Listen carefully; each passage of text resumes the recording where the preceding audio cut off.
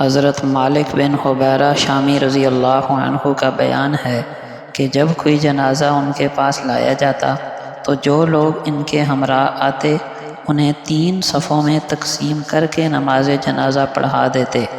انہوں نے کہا کہ رسول اللہ صلی اللہ علیہ وسلم نے فرمایا، مسلمانوں کی 3 صفیں جس میت کے لیے صف آرا ہو جائیں، یعنی نماز جنازہ پڑھنے کے لیے، بس اس کے لیے جنت واجب کر دیتی ہیں۔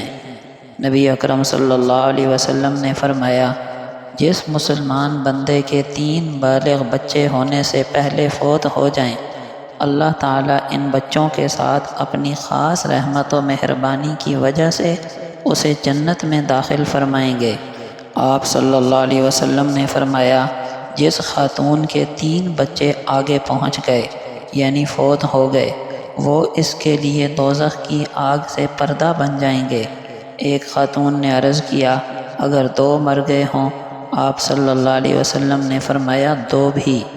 نبی اکرم صلی اللہ علیہ وسلم کا پاک فرمان ہے، جس مسلمان بندے کے 3 بچے بالغ ہونے سے پہلے فوت ہو جائیں تو وہ جنت کے 8 دروازوں پر اپنے والد سے ملیں گے، اب وہ جس دروازے سے چاہے داخل ہو جائے۔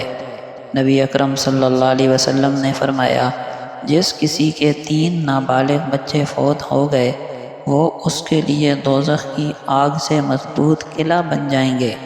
ابو ذر غفاری رضی اللہ عنہ نے عرض کیا، میرے 2 بچے فوت ہو گئے۔ آپ نے فرمایا، چاہے 2 فوت ہو گئے ہوں۔ ایک اور صحابی نے عرض کیا، میرا 1 بچہ فوت ہوا۔